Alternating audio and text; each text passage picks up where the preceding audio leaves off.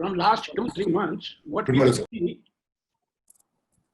that NCR is showing some unusual high seismic activities in Delhi and around Delhi. The strongest of all these was a medium intensity earthquake of 4.5 on Richter scale on May 29th, with epicenter at Rohtak.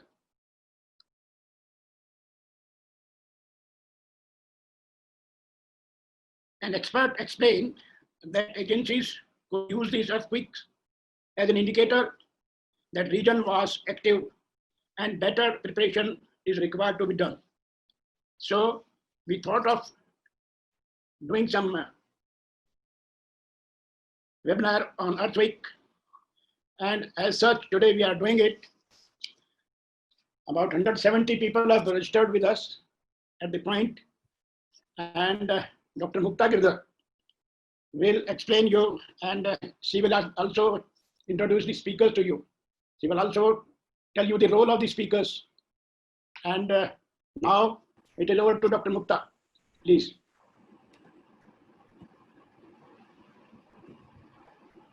Dr. Mukta Girdhar. Good morning, everyone. Good morning, everyone. Morning, ma'am. So, as you know, that last 2 months, when the lockdown had been started, we have faced so many tremors in Delhi and in NCR region. That is why we have chose this subject. You all must have felt the tremors. So, are you scary? If you are yes, you just say yes on the chat box. You want to know, you want to learn about earthquake? It should be an interactive session. So I'm requesting participant to just interact with me. You say yes on the chat box. Great. So many people, they are scary. They don't know what to do. They forget what action they have to take. That's great. That's great. I need such type of interaction with me. So before to go further, just I would like to introduce myself. My name is Dr. Mukta Girdhar. I have been working with I work with the Indian Red Cross Society.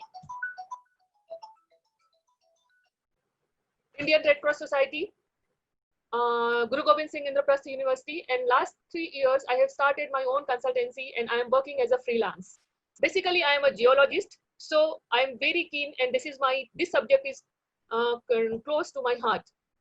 So we have decided to discuss on this topic. So give me 2 minutes. Just I wanted to share my screen, then we will go further. Before that, I would like to request Mr. R.C. Sharma. If he is there, he can go ahead with the presentation. R.C. sir, are you there? I think he is not. So let's welcome Mr. Nakul. Please continue, Nakul.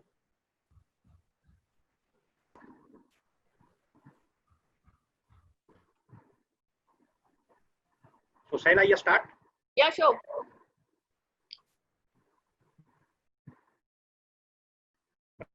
Please start, Nakul.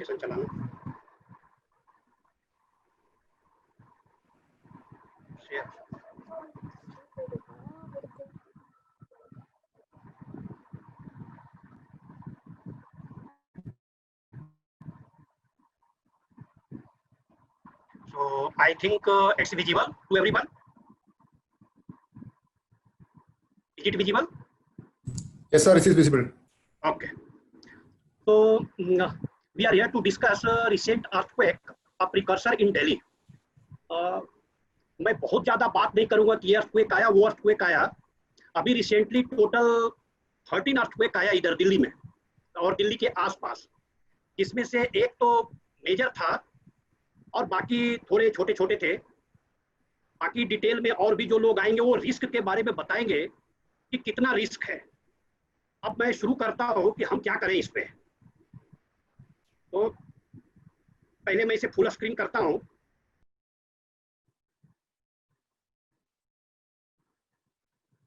Question is Delhi at risk? तो obvious है, we are at very risk. Delhi is actually, most of people know कि दिल्ली जो है वो zone 4 में आता है, लेकिन वो माइक्रो जोनेशन के हिसाब से है। जब माइक्रो जोनेशन करते हैं उसमें पता चला कि दिल्ली का 30% पार्ट जो है वो एक्चुअली जोन 5 में है और रेस्ट 70% जो है वो जोन 4 में है। तो सेस्मिक रिस्क तो है, इसमें कोई डाउट नहीं है। दूसरा पिक्चर जो आपको दिख रहा है साथ में, कंस्ट्रक्शन, देख के समझ में आ रहा है कि ये कंस्ट्रक्शन अर्थक्वेक पे कितने देर के लिए रुकेगा।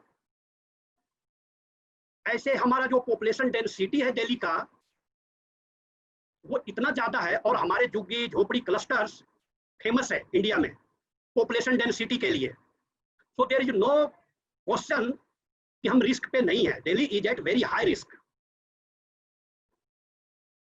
तो क्या कर सकते हैं हम लोग? आइडियल कंडीशन में क्या हो सकता था कि जितनी भी बिल्डिंगें दिल्ली में है वो अर्थक्वेक रेजिस्टेंट होता या बना दे। जो बिल्डिंग एग्जिस्टिंग है उसका हम लोग रेट्रोफिटिंग कर दें, बिल्डिंग कोड को इन्फोर्स करें और उससे एक स्टेप और आगे जब भी हम लोग कोई बिल्डिंग खड़ा करें तो उसका सॉइल टेस्ट करें। और भी बहुत सारी चीज है जो आइडियली बात किया जाता है।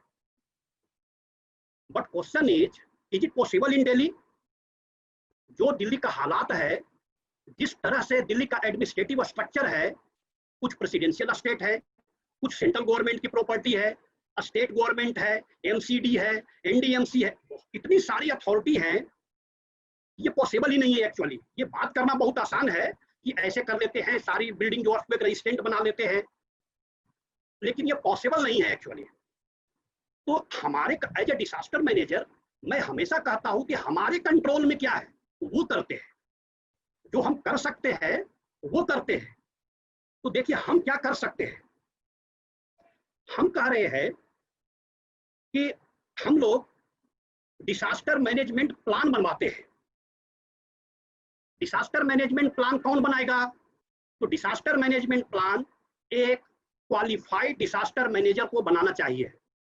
उस डिजास्टर मैनेजमेंट प्लान पे उसका साइन और स्टैंप होना चाहिए। क्या फायदा होगा? उसकी अकाउंटेबिलिटी फिक्स होएगी। किसका किसका बनना चाहिए? बनना तो सबका चाहिए। Let's start with school, college, hospital, cinema hall, hotel, society, office and so jhuggi cluster etc. केवल प्लान बनाने से नहीं होगा, उसे ग्राउंड पे इन स्पिरिट ट्रांसलेट करना होगा। अच्छा, अब अगर हम लोग ये प्लान बनाते हैं तो उसका बेनिफिट क्या होगा? लोग कहेंगे कि भाई आप रेट्रोफिटिंग की बात नहीं कर रहे, आप बिल्डिंग कोड की बात नहीं कर रहे, हम करें प्रैक्टिकल चीज। उसका बेनिफिट क्या होगा? बेनिफिट ये होगा कि इन सारे बिल्डिंगों का, जिसका मैंने बात किया, रैपिड विजुअल स्क्रीनिंग हो जाएगा। रैपिड विजुअल स्क्रीनिंग होने से जितना भी इल बिल्डिंग है वो आइडेंटिफाई हो जाएगा। उसमें रहने वाले या उसके स्टेक होल्डर्स वो किस हजार्ड्स के साथ वो जी रहे हैं उसका ज्ञान हो जाएगा, नॉलेज हो जाएगा। वहां पे टीम एंड टास्क फोर्स बन जाएंगे। उस बिल्डिंग का, चाहे वो स्कूल हो, कॉलेज हो, हॉस्पिटल हो, सिनेमा हॉल हो, उसका इवैक्यूएशन मैप बन जाएगा। उसके 5 किलोमीटर के आसपास में जितना भी इमरजेंसी सपोर्ट फंक्शन है उसकी मैपिंग हो जाएगी। शॉर्टेस्ट रूट निकल आएगा, मॉक ड्रिल हो जाएगा, कमिटमेंट चला जाएगा। जब आप प्लान बनाते हैं तो उसमें कमिटमेंट आ जाता है कि जी हमने साल में 4 मॉक ड्रिल कराएंगे। अब वो कमिटमेंट करके आप जब अपने डीडीएमए में सबमिट करते हैं तो आपका एक कमिटमेंट चला गया। कल आपका डीसी आपको पूछ सकता है कि जी आपके ड्रिल हुए क्या। तो एक्चुअली क्या कर रहे हैं, अगर आप डिजास्टर मैनेजमेंट प्लान को इंप्लीमेंट करते हैं, ट्रांसलेट करते हैं, तो सारे स्टेक होल्डर को आपने अवेयर कर लिया। क्या करना है क्या नहीं करना है उसकी ट्रेनिंग हो गई, एक केवल डिजास्टर मैनेजमेंट प्लान बना लेने से। हमारे यहाँ 9 इमरजेंसी सपोर्ट फंक्शंस हैं इंक्लूडिंग फायर। अब हमारे जो इमरजेंसी सपोर्ट फंक्शन है मोस्टली वो इमरजेंसी को रिस्पॉन्ड करने में लगा रहता है। मैं कहता हूं आप कितना भी रिस्पॉन्ड करेंगे आप कम पड़ेंगे। जब एनडीआरएफ के 14 बटालियन पूरे नहीं पड़ रहे हैं तो आपका तो फायर में या पुलिस में या जल बोर्ड में पहले ही मोर देन 50% डिफिशियंसी है, तो आप कर नहीं पाएंगे। बेटर क्या है, बेटर आप पुश करें किसको, डीडीएमए को, जो डिसास्टर मैनेजमेंट अथॉरिटी है, उसको डीएम एक्ट में लिखा है कि भाई आपको सबका डिसास्टर मैनेजमेंट प्लान बनवाना है। तो आप कह सकते हैं कि please share a copy with us. आप अगर ये शोर मचाते रहेंगे कि हमें हर स्कूल का, हर सिनेमा हॉल का, हर मॉल का डिसास्टर मैनेजमेंट प्लान की कॉपी शेयर करें, तो उन्हें बनवाना पड़ेगा। जब वो बनवाएंगे तो जो अभी पीछे मैंने कहा वो सारी एक्टिविटी आपके स्कूल में, कॉलेज में, सिनेमा हॉल में हो जाएगा। और अगर वहां हो गया तो एक्चुअली आप जो है अपना रिस्पॉन्स का लोड कम कर रहे हैं। आप अगर देखें इसको वाइजली तो आपको रिस्पॉन्स कम करना पड़ेगा। तो हम लोगों को क्या चाहिए कि जो हम इमरजेंसी सपोर्ट फंक्शंस वाले हैं, वो बेसिकली कोई भी लाइसेंसिंग के लिए आता है, कोई भी परमिशन के लिए आता है, तो हम कहें कि भाई आपने डिसास्टर मैनेजमेंट प्लान बनाया क्या। एक तो डायरेक्ट ऑर्गेनाइजेशन पे भी प्रेशर बनाए, और दूसरा डीडीएमए से कि जी कितने स्कूल थे, इसके प्लान बन गए क्या, कितने कॉलेज थे, इसके प्लान बन गए क्या।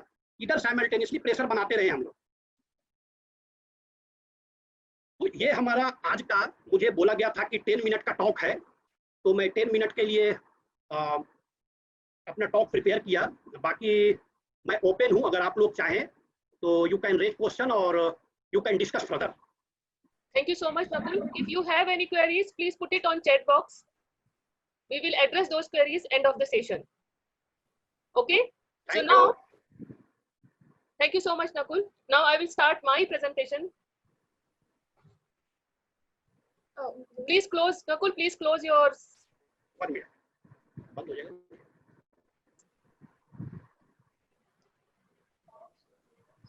I think okay? Yeah, now it's okay. Okay, go ahead. Is it visible? Yes. So I have told you that we will discuss today about the earthquake preparedness in the midst of COVID-19. So why I have chosen this topic? Because I have already told you that the last 2 months when the lockdown is on, we have felt a lot of near about 14 tremors. Every time we have seen such type of news in the TV and different channels. These are few examples which I am seeing, and there are so many different views. It's very difficult that government is saying, please stay home, stay safe. And at the same time, there are the instructions that when earthquake came, you have to go out of the house.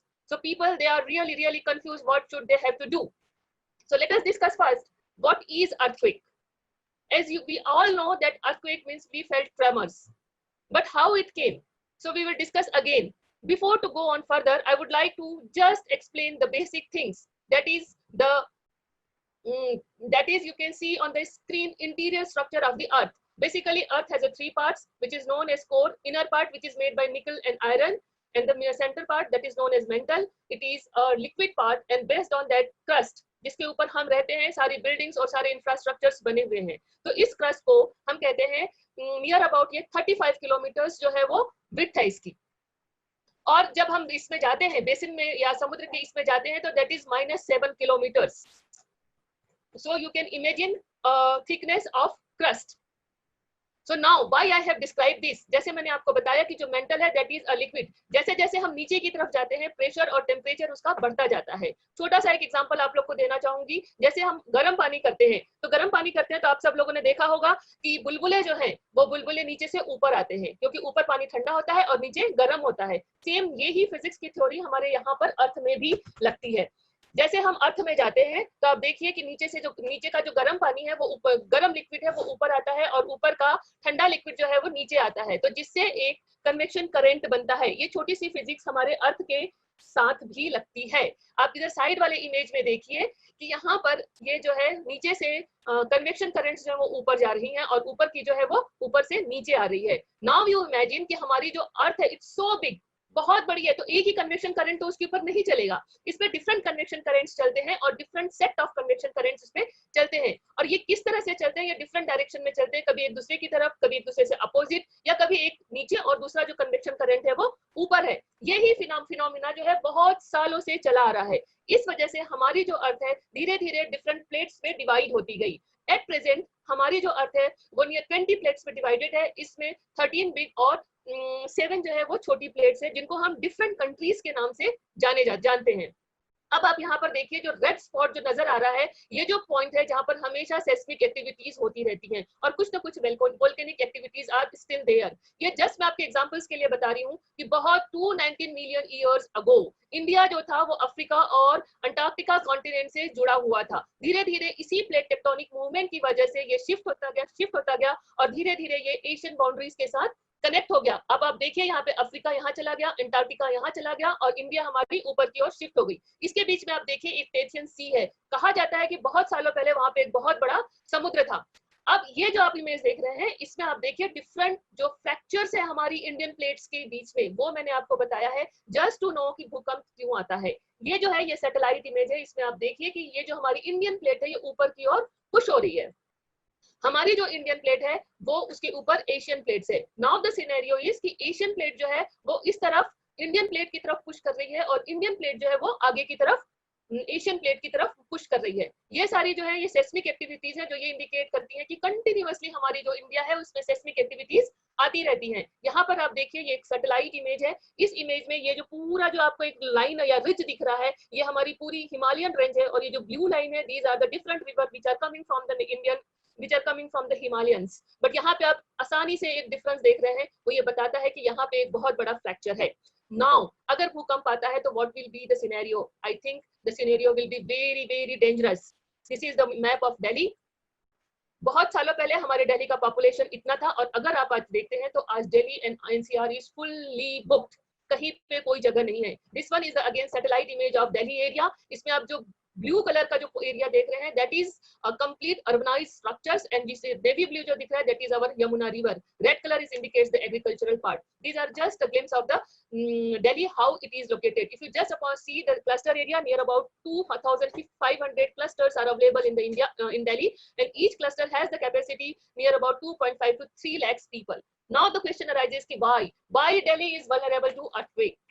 Whenever earthquake comes, चाहे वो सिक्किम हो, चाहे असम हो, चाहे कश्मीर हो, कहीं भी भूकंप आता है तो हमारी दिल्ली क्यों हिलती है? इसका सबसे बड़ा बेसिक रीजन मैं ये बताना चाहूंगी कि सबसे पहले तो ये है कि दिल्ली जो है वो जोन 4 में आता है और उसके बाद ऑन टॉप ऑफ इट की जो दिल्ली है that is situated in 2 major faults and these faults are known as Moradabad fault and the Farida fault. जो आप इमेज में देख रहे हैं ये जो 2 रेड कलर की लाइंस हैं, इस लाइन के बीच में हम दिल्ली सिचुएटेड, इसलिए कहीं पे भी कोई भी भूकंप आता है तो ट्रिमर्स जो है वो इजीली यहाँ पर ट्रैवल हो जाते हैं और हमें उसके झटके महसूस होते हैं। ये जो अगर आप फिजिकली इसको वेरीफाई करना चाहें तो दीज आर सम ग्लिम्स। अगर आप एग्रीकल्चर में देखें तो इस तरह के टिल्ट्स नजर आते हैं। So this theory that is known as plate tectonic theories, जहाँ पे exactly जो ट्रिमर्स आते हैं that is known as focus और उसके ऊपर जो होता है एपिसेंटर। इसमें 2 तरह की वेव्स आती है, एक होती है पी वेव्स और दूसरी एस वेव्स। पी वेव्स जो होती है वो मुश्किल पैदा नहीं करती, पर जो एस वेव है वो एस की शेप में आती है जिससे बिल्डिंग्स हिलती हैं और बिल्डिंग हिलती है तो बिल्डिंग कोलैप्स होती है और बिल्डिंग कोलैप्स होती है तो हमारे जान को नुकसान होता है। नाउ हमेशा आप लोगों ने सुना होगा कि व्हाट इज मैग्नीट्यूड, इतने मैग्नीट्यूड का आया, उतने मैग्नीट्यूड का आया। तो चार्ल्स रिक्टर नाम के एक साइंटिस्ट थे, उन्होंने एक स्केल बनाया जिसमें 1 to 10 का स्केलिंग की। अगर 5 तक आता है तो it means the earthquake is not dangerous, but if it comes more than 5 it means it is highly dangerous. These are the map which shows, these are the image where you can see how we can measure the earthquake and this earthquake measurement के जो labs हैं हमारी दिल्ली में 2 हैं, एक तो south campus में और एक ताज होटल के ठीक सामने इसकी ऑब्जर्वेटरीज जो है वो बनी हुई हैं। अभी नकुल ने बताया कि इसमें जोन 4 होता है। These are the recent earthquake which India has faced, so these you can see the effects। ये मैं आपको और बताना चाहूंगी Delhi is divided in different areas. Scientist लोगों ने हर 200 मीटर के बाद इसका इन्वेस्टिगेशन किया और इन्वेस्टिगेट करके देखे कि दिस एरिया जो आप देख रहे हैं इसमें इमेज में ग्रीन एरिया है that is low risk to earthquake, the pink area that is high risk and the grey area that is medium risk. तो बड़ी बड़ी बात में अगर हम चाहें तो हम ये कह सकते हैं कि द्वारका एरिया और trans Jamuna area they are highly vulnerable because वहां पर जो सॉइल वो जो बना हुआ है सारा स्ट्रक्चर वो 200 मीटर डेप्थ तक वहां पे सिर्फ और सिर्फ सॉइल्स हैं। These are the different buildings, you can see the impact when earthquake came, how they collapse just like a play cards। I'm just going through but times are limited। These are few examples of tsunami because tsunami also came because of earthquake। इसकी वजह से landslide भी आ जाता है। तो so what as individuals हम क्या कर सकते हैं? तो वी कैन एज गवर्नमेंट ने जो करना है वो करेगी बट एज इंडिविजुअल्स हम इसमें स्ट्रक्चरल और नॉन स्ट्रक्चरल मेजर्स दोनों ले सकते हैं। अगर आप इस तरह की बिल्डिंग्स देखते हैं these are not good, you have to consult with the expert where we have to buy such type of knot because whether there is some earthquake precautions are there or not। अगर non structurals पे जाते हैं तो non structurals are stairways, doors, windows, chimney, lighting fixtures and all those things. तो how to take care of those things? First of all just I wanted to give you one tips. Normally हम लोग अपने घर में अलमीरा रखते हैं. अगर अलमीरा का ये सिचुएशन है, दैट इज नॉट गुड. ये अगर भूकंप आया तो this will topple up and block the exit. So what we have to do if we don't have any space, we have to just tighten up with L shape of brace. There is another example, अलमीरा है और उसके साथ में कोई table chair लगी हुई है, और normally it's a very common phenomena, whether आप घर में हैं या ऑफिस में हैं. अगर ये है तो it's very wrong pattern. The right pattern ये होता है कि हम इस अलमीरा को वहां से हटा दें. तो या कहीं पे भी हम लोग पैसेज को ब्लॉक कर देते हैं, उसमें अलमीराज होती है. अगर हम बाहर निकलने की कोशिश करते हैं तो अगर ये ब्लॉक हो गई है तो नहीं निकल पाएंगे. तो इट्स ऑलवेज एडवाइज कि अगर ये जो अलमीरा है ऐसी जगह से रिमूव कर दिया जाए और स्पेस ओपन रखा जाए. टॉल अलमीराज है तो उसको ब्लॉक किया जाए. अगर आपकी कोई सिटिंग है उसके पीछे कोई भी फ्रेम्स वगैरह ना हो, ये गिर सकती है आपके ऊपर. अगर लगी हुई है तो ये प्रॉपर्ली लैच्ड हो. अगर आप लाइब्रेरी को विजिट करते हैं और इस तरह से आपका सिटिंग पोजीशन है, जो कि नॉर्मली हर लाइब्रेरीज में होता है, this is wrong. Right is this one. The last नीचे में जो इमेज दिखाई है, ये प्रॉपर्ली एक एल शेप के लोहे के उससे लगी हुई है, प्रॉपर्ली है और इस पे गिरने की कोई भी गुंजाइश नहीं है. दीज आर द एग्जांपल्स कि भूकंप के बाद किस तरह से सारी की सारी अलमीराज जो है वो टॉपल अप हो गई हैं. उसके बाद थोड़ा सा हम अपने घर की तरफ भी देखते हैं. घर में अगर गीजर है वो गिर सकता है, वो प्रॉपर्ली एल शेप रखें उसको. सीलिंग जो है, सीलिंग अगर वॉल है तो वो प्रॉपर हो. अगर किसी लैब में आप काम कर रहे हैं तो जो लैब के केमिकल्स जो हैं वो प्रॉपर्ली स्टैंड में लगे हुए हों. घरों में इन्वर्टर्स होते हैं या बहुत सारी चीजें आजकल व्हील्स पे होती हैं, तो वो भी अगर किस टाइम पे फिक्स में रखी हों. किचन में या शेल्फ में हम कोई चीज रखते हैं तो उसके ऊपर प्रॉपर एक रेक्टेंगल्स लगाओ ताकि भूकंप के बाद वो गिर के आपको नुकसान ना करे. हम सब लोग बहुत शौक से झूमर्स लगाते हैं, तो झूमर्स भी प्रॉपर्ली लगे हैं, यानी प्लीज वॉच. ये बहुत ही इंपॉर्टेंट है. हर कोई, हम लोग अपने घर में ड्राइंग रूम्स में को डेकोरेट किया जाता है, but we never put attention कि जो फ्रेम्स रखी हैं उसके नीचे सोफा है, हम आराम से बैठे. भूकंप आया और एक हल्का सा भी ट्रेमोर्स हुआ तो वो हमारे सिर पे गिर के हमको हेड इंजरीज दे सकता है. एक छोटा सा टिप्स और देना चाहूंगी कि अगर हम अलमीरा में कोई सामान रखते हैं तो जो बड़ा सामान है वो नीचे की ओर हो, छोटा सामान ऊपर की हो, ताकि भूकंप के बाद या हल्के ट्रेमोर्स के बाद भी अगर हम अलमीरा को खोलते हैं तो ये आपको नुकसान ना करें. ऊपर हम लोग, most of the people who lives in Delhi, they are lives in flats, और फ्लैट्स में टैंक जो होता है वो ऊपर होता है. भुज अर्थक्वेक की बात है, जब ऐसा ही कुछ हुआ, लोगों ने सोचा कि save the people of other peoples, वो निकले ऊपर से टैंक जो है वो टॉपल अप हो गया and the 4 people they were died. So we have to take care of those things. Again एक स्मॉल पॉइंट में बताना चाहूंगी कि आप लोग एक फैमिली डिजास्टर मैनेजमेंट प्लान जरूर बनाएं. उसमें आप आज देखें कि आपको क्या करना है और क्या नहीं करना है. आपके पास सिर्फ और सिर्फ 1 मिनट होता है. उस 1 मिनट में how you can save your life. आप किस रूम में रहेंगे, वहां पे कौन सा कॉर्नर सेफ है, वहां पे आप जा सकते हैं. अगर आप फ्लैट्स में रहते हैं, नॉर्मली मैंने देखा है कि लोग just immediately they rushed out from the flats. No, it is not advisable. अगर आप फ्लैट में रह रहे हैं तो आप बाहर नहीं आएंगे. आप अपने ही घर में कोई एक कॉर्नर या कोई स्ट्रॉन्ग प्लेस देखें जहां पे आप सेव कर सकते हैं, और उसके बाद जब ट्रिमर्स एक बार शांत हो जाए और आपको लगता है कि अब कोई पॉसिबिलिटी नहीं है, तब आप निकले. लेकिन निकलने के बाद ही आप देखिए कि क्या जिस ओपन स्पेस में आप जा रहे हैं that is safe.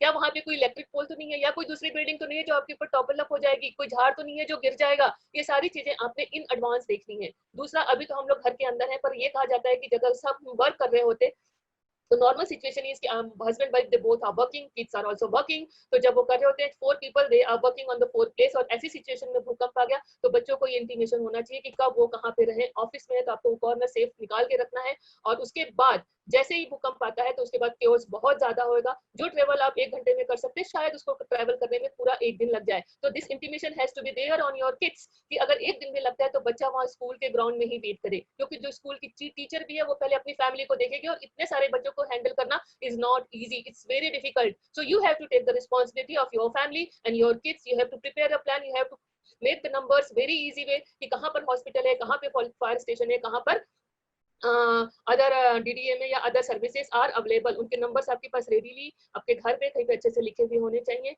These are the different houses. इसके लिए आप अगर इंजीनियर से कांटेक्ट करें तो I will be, I think that is more advisable. And always there is a concept, then अगर भूकंप आता है तो drop, then cover your head and hold on something so that things should not be fall on, या आप उसके नीचे नहीं गिरे. I think these are some few do's and don'ts.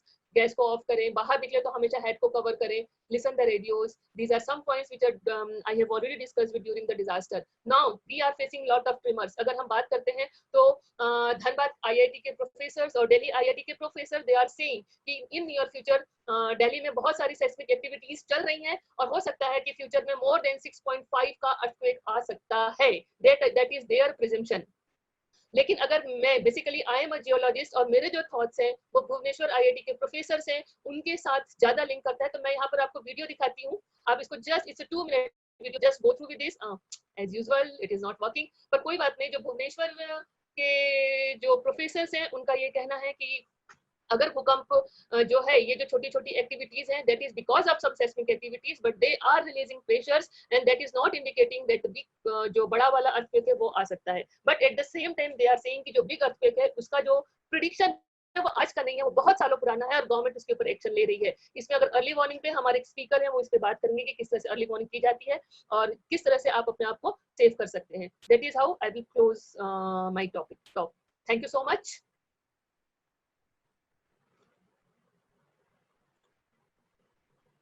Now I would like to request R.C. Sharma sir. R.C. Sharma sir, are you there?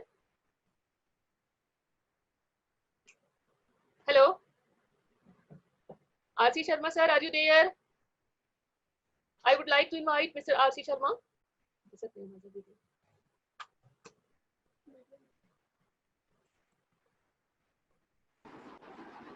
Sir, you are on mute. Mute. Please unmute.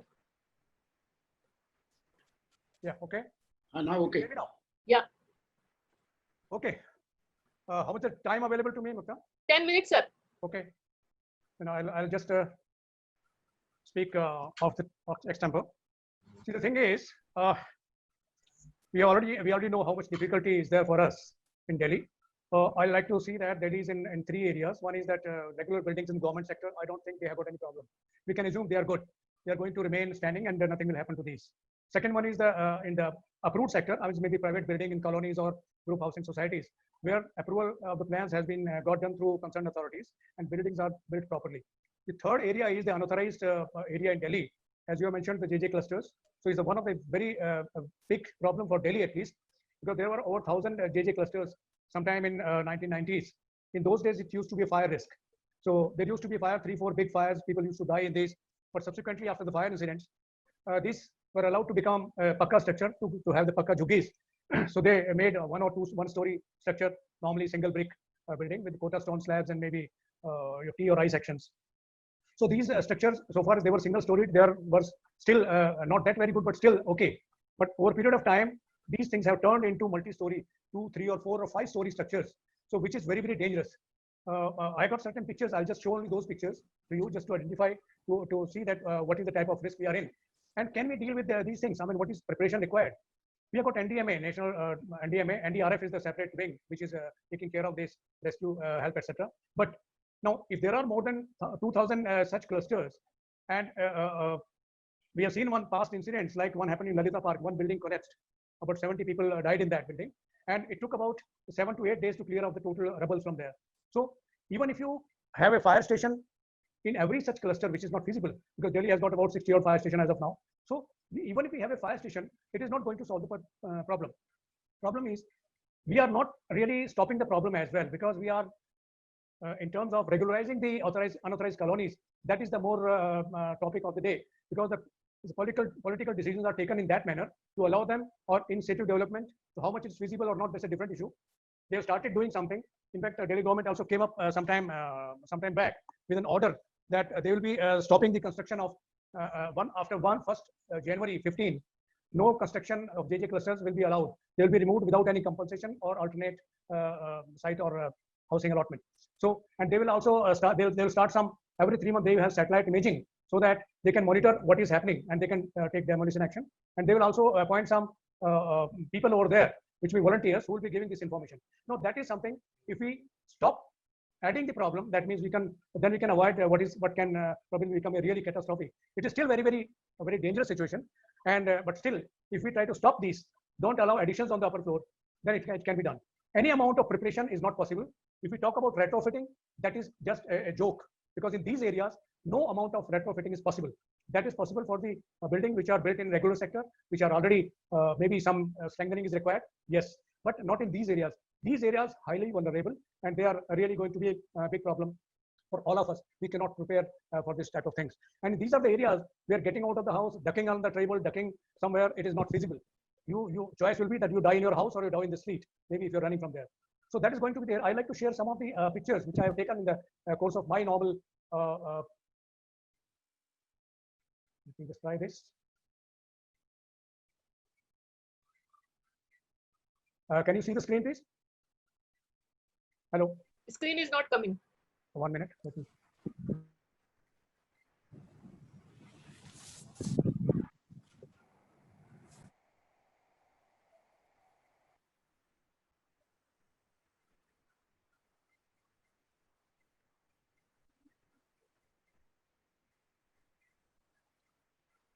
Sorry, let me see that if it is. Screen share कर लीजिए sir. 1 minute, 1 minute. Sumit? Just 1 minute. I need some help. Yeah, sure.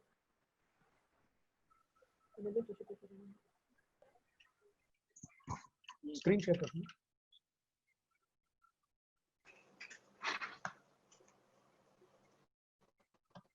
हाँ.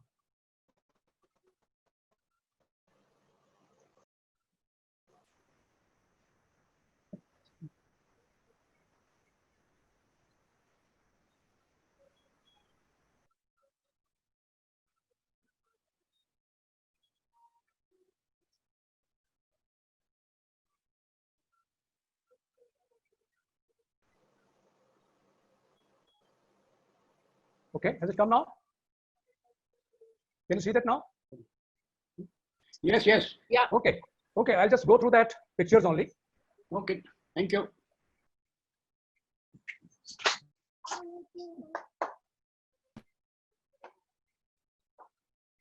Well, these are some of the things you can see that. The situation is, I mean, very, very precarious. I mean, you can see that the buildings are on the steel joists, the edge of that, and you've got balconies which are 3 to 4 feet extending outside. And it is just like that. I mean, the buildings are on just 4.5-inch brick wall, and total is load bearing. So you go to any of the JJ clusters. This is the, in fact, sort of a situation there.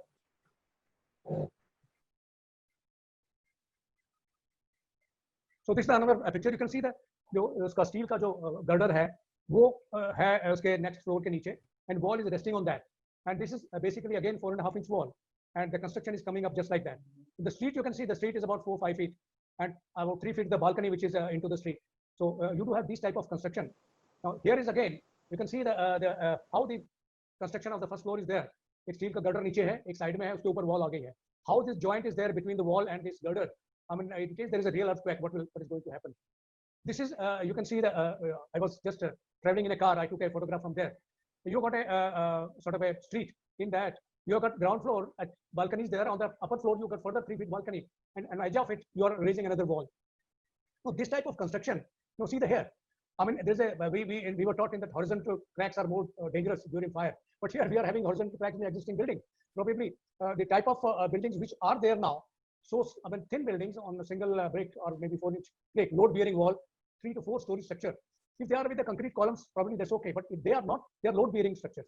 Now, every colony, every such habitat, you can see that this is a picture from the main road. So this is much more better in that sense. But you can see the corner shop. In this shop, you have got on the side street also where you have got entrance and stairs in the street.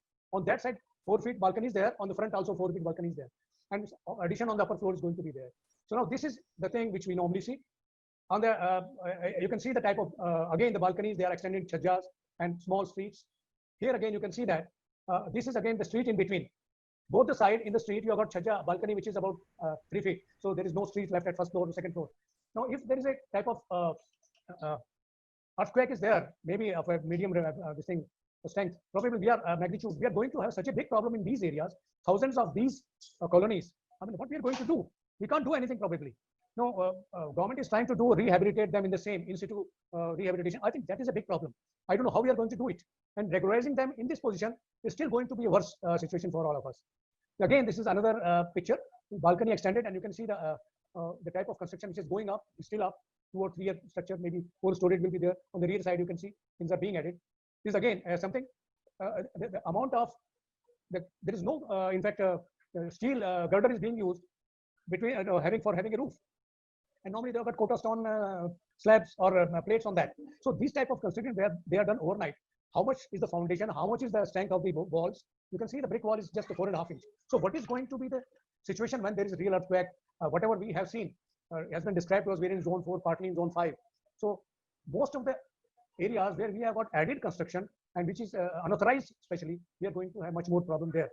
So this is the type of construction. Anywhere you pass through that. So this one area where you have got LPG cylinders, unauthorized, I mean portable, smaller 2 kg or 5 kg cylinders, which are refilled from the bigger cylinders. So this is the also in the same colony. This is happening. If there is a collapse, there will be explosion, there will be fire, or so many other things are going to take place. So now this is the type of thing. I mean, you don't have staircase inside, so you put some ladders in this particular manner to have access to the upper floors. And the way they are constructed, you can have a look from this. You don't need a really engineer to assess this. So now my problem as a fire officer from Delhi is that we cannot cope up with anything like this. If there is an earthquake, we will not be able to do, because all your bulldozer, dumper, nothing is going to enter these areas. So गधे पे बुला के या आदमी manually आपको यहाँ से debris हटाना पड़ेगा. So there is going to be situation. So that is the thing. You can just have a look. When you go around Delhi, you can see these areas, the type of construction they are there, and it's really, really horrible. You walk across anything, electrical wires above, then we do have other problems.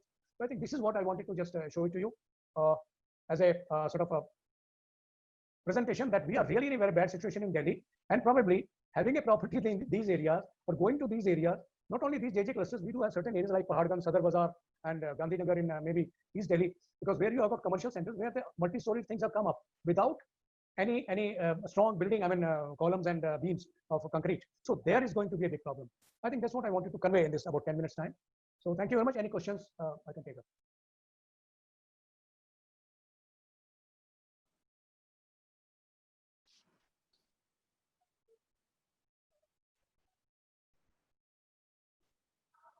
Gupta ji, on karo na. Is that okay? Thank you so much, sir. Okay. Right. We will handle question answer in the last, after all the presentation. Now I would like to invite Vijender Goyal. He is chairman in the Department of Disaster Management with SHM, and he has a lot of experience in the field of earthquake, especially in the line of early warning system. So as we know that when the earthquake, if we talk about the earthquake, there is no any such type of early warning. Yeah, there is nobody can predict. But let's see and let's discuss what about his views about this early warning system. So let's invite, please, Mr. Vijender Goyal, over to you.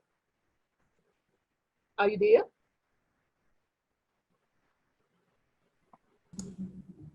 Sorry. Thank you so much. Yeah, please continue. Yeah. Good morning, everybody. And मैं आप सबका स्वागत करता हूं। हालांकि Covid की situation में आप लोगों ने ऐसा एफर्ट्स लगाया कि, और ये बहुत अच्छा आप लोगों का प्रयास है, मैं आपको इसके लिए बधाई देना चाहूँगा। मैं हल्का सा अपना परिचय देते हुए, क्योंकि आप लोग डिसास्टर मैनेजमेंट से जुड़े रहे हो, जबकि ये मेरा कभी सब्जेक्ट नहीं रहा। मैं झारखंड सरकार में एक मंत्री के तौर पर मैंने काम किया, केंद्र सरकार में लेबर मिनिस्टर के एडवाइजर के तौर पर मैंने काम किया, और फिर मैं देश की राष्ट्रपति प्रतिभा पाटिल जी के साथ मैंने कुछ काम करने का मुझे मौका मिला। लेकिन करीबन 5-6 साल पहले मैंने देखा कि ऐसी बहुत सारी वार्निंग हमारे डिसास्टर मैनेजमेंट डिपार्टमेंट दे रहा है कि उत्तरी भारत में बहुत बड़ा भूकंप जो 8 या 8 से ऊपर के मैग्नीट्यूड का होगा, वो कभी भी उत्तरी भारत में आ सकता है, और इससे बहुत बड़ा नुकसान उत्तरी भारत में होगा, जो मेरे लिए एक बड़ी चिंता का विषय था। हमने सोचा एक जनता के प्रतिनिधि के तौर पे, मैं यहाँ किसी एसोचैम को या किसी भी ऐसी ऑर्गेनाइजेशन जिससे मैं जुड़ा हुआ हूँ उसको रिप्रेजेंट नहीं कर रहा हूँ, मैं एक जनता के प्रतिनिधि के तौर पे यहाँ बात अपनी रख रहा हूँ। तो उस समय जो मेरी सोच आई कि हम लोग क्या कर रहे हैं इस भूकंप से बचने के लिए, हमारी सरकार क्या कर रही है, कैसे हम अपनी जान मान की हानि को कम कर सकते हैं, और मैंने इस पर रिसर्च करना शुरू किया। और जब मैं I was surprised as a political man also, क्योंकि it was not my subject, but जब मैंने इसके अंदर तक गया तो मैंने देखा कि हमारी सरकार कुछ प्रयास कर भी रही है, लेकिन वो सिर्फ कागज तक ज्यादा सीमित है और ग्राउंड में बहुत कम है। उस बात के लिए मैंने अपनी आवाज उठाई। मैंने वर्ल्ड में देखा कि क्या दूसरे देश क्या कर रहे हैं इसमें, तो मुझे एक सिस्टम समझ में आया कि भूकंप को कोई रोक तो नहीं सकता, भूकंप से होने वाले नुकसान को भी कोई नहीं रोक सकता, लेकिन हाँ कुछ देश ऐसे हैं जो भूकंप में होने वाली जो नुकसान होता है, जो आदमी मरते हैं या जो हमारा इंफ्रास्ट्रक्चर का जो लॉस होता है, उसको कम जरूर किया जा सकता है, और उसका सिर्फ एक सॉल्यूशन है, अर्ली वार्निंग सिस्टम। फिर हमने देखा कि इंडिया में क्या हो रहा है, तो मुझे मालूम हुआ कि IIT रुड़की कोई उत्तराखंड में एक ऐसा प्रोजेक्ट कर रही है जो एक रिसर्च प्रोग्राम के तहत चल रही है। लेकिन उसमें फिर आगे मैं फर्दर गया तो मैंने देखा कि उत्तराखंड में जो सेंसर लगाए गए हैं, वो कोई अर्थक्वेक अगर उत्तराखंड में आया तो हो सकता है वो डिटेक्ट करके आपको इन्फॉर्म करें, लेकिन अभी वो नेटवर्किंग पूरे इंडिया लेवल पे नहीं हुई है कि जैसे उत्तराखंड में अर्थक्वेक आया तो दिल्ली को कैसे इंफॉर्मेशन मिलेगी, ऐसा अभी कोई सिस्टम नहीं है। अगर हिमाचल में अर्थक्वेक आया तो उत्तराखंड के डिटेक्टर्स उसको डिटेक्ट नहीं कर पाएंगे। यूपी में कोई अर्थक्वेक हुआ तो उत्तराखंड के डिटेक्टर्स उसको नहीं सेंस कर पाएंगे। नेपाल का कोई अर्थक्वेक हुआ जो दिल्ली को इफेक्ट कर सकता है, ऐसा कोई सिस्टम हमारे इंडिया में अभी डेवलप नहीं है। तो मैंने उसमें फर्दर गया तो मैंने देखा कि सिर्फ या तो रीजनल अर्ली वार्निंग सिस्टम को इंडिया में डेवलप किया जाए, या दूसरा अगर ऑप्शन हमारे पास है वो on site early warning system एक सेकंड ऑप्शन है, जिससे हम लोगों को कुछ सेकंड्स की अर्ली वार्निंग देते हैं। और मैंने ऐसी टेक्नोलॉजी को आइडेंटिफाई करके इंडिया में मैं लेके भी आया, कुछ हमने पायलट प्रोजेक्ट भी किए। शुरू में लोग हंस भी रहे थे, कुछ लोगों के क्वेश्चन भी थे कि सेकंड्स में क्या हो सकता है। अब चूंकि पिछले 2 महीने में दिल्ली में इतने भूकंप के झटके आए हैं, कुछ लोग ये कह रहे हैं कि ये किसी बड़े भूकंप का अंदेशा है, कुछ लोग ये कह रहे हैं कि डरने की जरूरत नहीं है। हाल ही में एनडीएमए में मीटिंग भी हुई है, उसमें कहा गया है कि बिल्डिंग्स की रेट्रोफिटिंग होनी चाहिए, उनकी बात भी जायज है। कुछ लोग कहते हैं कि बिल्डिंग कोड्स को फॉलो करना चाहिए, वो भी बात सही है। और कुछ लोग ये भी कहते हैं कि अवेयरनेस अच्छी होनी चाहिए, और कुछ लोग अर्ली वार्निंग की भी बात अब करने लग गए हैं। लेकिन मेरा क्वेश्चन ये है कि जो बिल्डिंग कोड से बनाई गई है, जो हमारे बिल्डर्स बना रहे हैं, अगर आज हल्के से माइल्ड ट्रेमर भी आते हैं तो वहां भगदड़ क्यों मच जाती है? उसकी रोकथाम क्यों नहीं है? इंडिया में अगर देखें, भगदड़ में ज्यादा लोगों के मरने का इतिहास रहा है, उसका क्या सॉल्यूशन है? रेट्रोफिटिंग्स की आप बात करते हैं, रेट्रोफिटिंग्स होना चाहिए, लेकिन कितनी बिल्डिंग की आप रेट्रोफिटिंग कर पाएंगे, कितने समय में कर पाएंगे, कितने उसके लिए फंड्स के अरेंजमेंट होंगे, उसकी एक पूरी सॉलिड रूपरेखा आनी चाहिए। अभी तक उसमें कुछ नहीं है। तीसरा, आप अवेयरनेस की बात करते हैं, अवेयरनेस हमारी सरकार चला रही है, उसमें और तेजी भी लाएगी, और मुझे लगता है उसमें फायदा भी मिलेगा हम लोगों को। अब हमें सोचना यह है कि भूकंप आएगा या नहीं आएगा, ये अब सब्जेक्ट नहीं है। भूकंप तो आना है, ये तो बड़े साइंटिस्ट बोल रहे हैं, वो भूकंप कब आएगा इसके बारे में प्रेडिक्शन कोई नहीं कर सकता। अब हम लोगों को जो तैयार होना है वो ये तैयार होना है कि हम अगर ऐसी कल सिचुएशन आती है तो हम उसके लिए कितना प्रिपेयर्ड हैं, हम लोग क्या कर रहे हैं, हमारी सरकार हमारे लिए क्या कर रही है। और उसके लिए सिर्फ हम लोगों को अवेयरनेस के साथ साथ अर्ली वार्निंग सिस्टम्स को अडॉप्ट करना पड़ेगा। हमने मिनिस्ट्री ऑफ अर्थ साइंसेज को कहा कि आपने पूरे इंडिया में आपने साइस्मोग्राफ लगा रखे हैं, आप अर्थक्वेक्स को मॉनिटर करते हैं, आप क्यों नहीं उसको अर्ली वार्निंग में कन्वर्ट करते? लेकिन क्वेश्चन यही आता है कि बिल्ली के गले में घंटी कौन बांधे? ये लोग कर सकते हैं पर किया नहीं जा रहा, ये एक बहुत बड़ा क्वेश्चन है। अभी हाल ही में एक statement ministry of earth sciences की आई है कि दिल्ली में 8 सेंसर्स और लगाए जा रहे हैं। आप वो 8 सेंसर लगा रहे हैं अर्थक्वेक को मॉनिटर करने के लिए। जब अर्थक्वेक हो जाएगा उसके बाद आप डाटा देते रहिएगा, तब तक लाखों लोग मर चुके होंगे। हमें चाहिए अर्ली वार्निंग। और हम लोग बुद्ध पे 3000 करोड़ खर्च सकते हैं, हम लोग मंदिरों में लाखों करोड़ रुपए खर्च कर सकते हैं। क्या आप पूरे देश के अंदर अर्ली वार्निंग सिस्टम के लिए 200-400 करोड़ रुपया नहीं कर सकते, जिससे कुछ चंद सेकंडों की अर्ली वार्निंग से हम लोग लाखों लोगों की जान भी बचा सकते हैं, उसको इंफ्रास्ट्रक्चर को लॉस कर सकते हैं। हमारी जो आज इंडस्ट्री है वो आज हमारी इकोनॉमी की रीढ़ की हड्डी है, हमारा सारा रेवेन्यू वहां से आता है। आप समझिए, अगर कोई बड़ा भूकंप आया और इंडस्ट्री अगर चल रही है और उस शेकिंग में जो इंडस्ट्री खत्म हो जाएगी, सारा प्लांट खत्म हो जाएगा, how you will survive in later on? बनते बनते सालों लग जाएंगे, आपकी लेबर की जान जाएगी वो अलग से। अगर कोई अर्ली वार्निंग सिस्टम आपकी इंडस्ट्री में लगा हुआ है तो आप प्लांट को बंद भी कर सकते हैं। कई प्लांट ऐसे हैं जिसको आप एकदम बंद नहीं कर सकते, तो उसके प्रेशर को कम कर सकते हैं, आप अपनी लेबर को बचा सकते हैं, और किसी भी लाइफ को बचाना एक बहुत बड़ा कंट्रीब्यूशन है। Excuse me. Yes. Please close within 2 minutes. Yes, sure. Yeah. Sure. Now I'll just show you the screen. What is the early warning?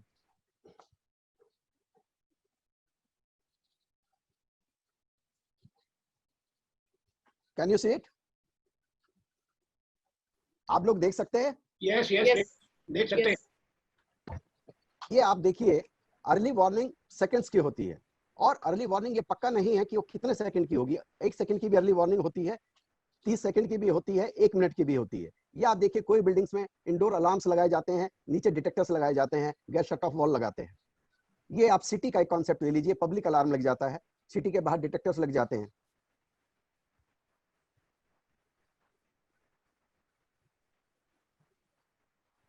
ये एक फॉल्ट लाइन है,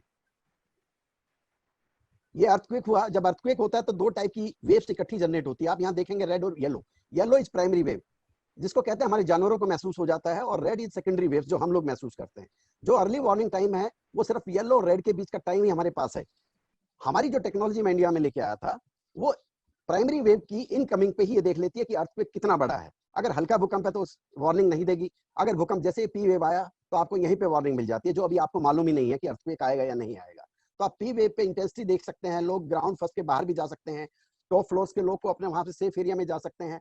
आप ये देखिए, अब सेकेंडरी वेव यहाँ आ गई है, काफी इवैक्यूएशन प्रोसेस हो चुका है।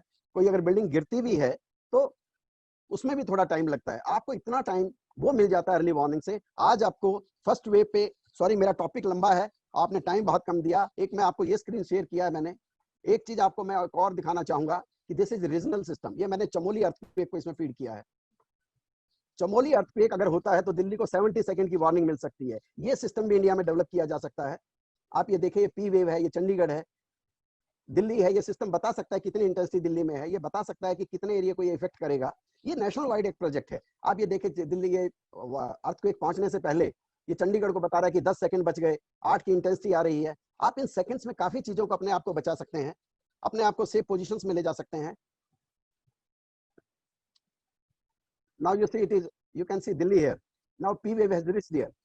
आपको ये पता है कि वहां 6.5 का मैग्नीट्यूड का अर्थक्वेक हुआ है, लेकिन दिल्ली में इंटेंसिटी 7 आ रही है। आपको अर्ली वार्निंग है, ये आपको 38 सेकंड अभी मिल रहे हैं। आपको इतना काफी टाइम मिल जाता है। अगर आप रेड लाइट पे खड़े हो जाए, 30 सेकंड की रेड लाइट हो, तो आपको वेट करना बहुत मुश्किल हो जाता है। You can take lot of actions.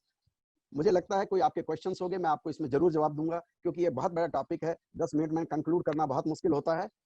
फिर भी अर्ली वार्निंग हर चीजों के साथ इमीडिएट सॉल्यूशन है, जो दिल्ली के इलाके को बहुत जरूरी है। हमें पोस्ट अर्थक्वेक वार्निंग नहीं चाहिए, हमें प्री वार्निंग की दिल्ली में जरूरत है। धन्यवाद। Thank you so much, sir. Very informative and useful. I hope that this will implement by the government. So now we'll do the question answer session. There is first question on the chat box is that what is a difference between zone 1 and other zones? So I think this question, Nakul, can you answer this question? What is the question? What is the difference between zone 1 and other zones? Hey, zones are zone 5 is the highest seismic zone, and zone 1 is the lowest seismic zone. So it is the hierarchy 1, 2, 3, 4, 5, like Himalayan zone and around the Himalaya and some part of Delhi and northwards, all are the zone 5. Pune is lying in Nagpur is in zone 2, zone 1. That's why if you remember, even our Britishers established their ammunition depot in Nagpur because they were aware that the place is safe from the earthquake. I think you people got me? Yes. Yeah. And I think you people clear? Yes, you are very clear that way. Yes. So if there is any question, there is only one question in the chat box. So if anybody want to ask question, we can address 1 or 2 questions. Yes, I have seen one more question in chat box. That is, who is a certified disaster manager? Yeah. Yeah, so I think some Yash Gupta has raised this question. A qualified disaster manager is a person who has a degree or diploma in a disaster management. He is a qualified disaster manager. He has raised this question in the chat box. Thank you so much, Nakul. Your video is not on, so please switch on your video. Any queries? Video कहाँ से होने भाई? Off हो गया. ये वाला. Sorry. Any queries, please? So I think it's a very, very good and informative session. And we are here. And now I would like to invite again Mr. Chiller to say vote of thanks. धन्यवाद, धन्यवाद मुक्ता जी। आज का ये जो episode सुना, ये सुनने के बाद मुझे भी ऐसा महसूस हुआ कि मैं भी काफी अंधेरे में था और बहुत कुछ ज्ञान जो है आज मैंने प्राप्त किया है। बाकी तो स्पीकर्स भी जानता हूँ। आज विजेंद्र जी को पहली बार सुना है और देखा है, और उनका अलंकार जो है सुनने के बाद मैं ऐसा महसूस कर रहा हूँ कि सब जगह होने के बाद भी उन्होंने इतनी मेहनत करी और इतना कुछ सरकार के लिए वो लेके आए। आने के बाद उन्होंने बतलाया भी, दिया भी, उनकी अप्रोच भी रही होगी, लेकिन फिर भी जो है वो जो कामयाबी ये चाहते थे वो अभी तक नहीं मिली। खैर ऐसा होता है, लेकिन इससे घबराने की जरूरत नहीं है। मैं समझता हूँ कि विजेंद्र जी इस मामले में अवश्य ही कामयाब हो गए। हमको जो ये सेफ्टी के लिए जो अर्ली वार्निंग सिस्टम है, इसको ये लगाने में मैं भाजपा इसके अंदर कामयाब रहेंगे। दूसरा, मेरे ये भी अभी ध्यान में आ रहा है कि ये जो समय इसके अंदर बहुत कम था, और हम एक बार फिर जो है अपने ऑडियंस से पूछेंगे कि भाई इसको दोबारा कर सकते हैं, तो एक लंबा सा कार्यक्रम जो है इसके लिए फिर रखेंगे और उसके लिए हम आपके पास आएंगे। इसी के साथ साथ मैं आपका समय नहीं लूंगा, फिर एक बार हाथ जोड़ के सभी को नमस्कार और धन्यवाद, बहुत बहुत थैंक यू।